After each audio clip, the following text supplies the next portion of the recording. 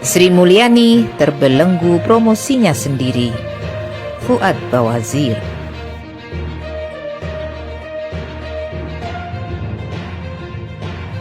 Perseteruan Sri Mulyani dan Mahfud MD makin hari makin ramai karena yang satu diduga ingin menutupi skandal dan yang satunya lagi ingin membongkarnya. Sri Mulyani yang sudah terlalu lama berkuasa berusaha menutupi semua skandal yang terjadi di Kementerian Keuangan. Kenapa? Diduga kuat karena pertama, Sri Mulyani selalu mengklaim baik langsung maupun tidak langsung sebagai Menteri Keuangan terbaik. Padahal kita tahu bahwa yang mengangkatnya itu adalah organisasi abal-abal tanpa ada kriteria dan bermotif komersial. Tetapi oleh para pengikutnya, predikat itu terus diangkat dan digoreng sehingga kebohongan menjadi seperti kebenaran. Makanya hanya Menkeu Indonesia yang selalu mendapat predikat terbaik sebab bisa dimanfaatkan. Menkeu negara lain misalnya Singapura atau Thailand tidak bisa dimanfaatkan karenanya tidak menjadi Menkeu terbaik. Meski negaranya lebih makmur dan tax rasionya naik, tidak seperti di Indonesia yang sebaliknya.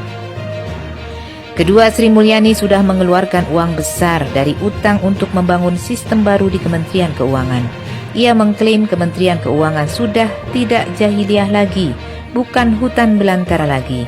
Semua aset negara sudah tercatat dan sudah menaikkan gaji pegawainya. Jadi, Kementerian Keuangan sudah baik. Demikian promosinya. Sri Mulyani seakan-akan nabi yang menyulap Kementerian Keuangan menjadi kementerian yang bersih dan berhasil. Jadi, SMI tidak ingin ketahuan bahwa sistemnya itu gagal.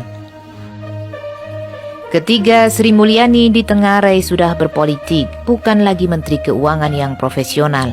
Saya kira ia satu-satunya Menkeu yang pertimbangannya dalam bertindak mendasarkan diri pada pertimbangan politis. Sampai-sampai kabarnya memelihara buzzer segala. Sebagai Menkeu, Sri Mulyani yang bertugas menjaga fiskal tidak berhasil karena membahayakan APBN dengan kenaikan hutang yang melebihi kenaikan tax rasio, kenaikan penerimaan pajak, dan pertumbuhan ekonomi.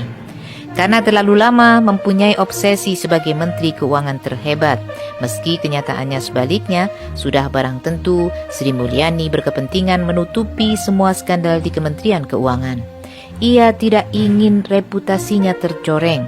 Situasi inilah yang dimanfaatkan oleh pegawai-pegawai yang nakal, seperti Rafael Alun Trisambodo. Makanya hampir semua skandal yang terkuak di Kementerian Keuangan bukan dari sistem yang katanya sukses dibangun Sri Mulyani, tetapi dari eksternal. Benar-benar Sri Mulyani terbelenggu oleh promosinya sendiri. Dia harus berhenti dengan politik pencitraannya. Kementerian Keuangan harus diselamatkan.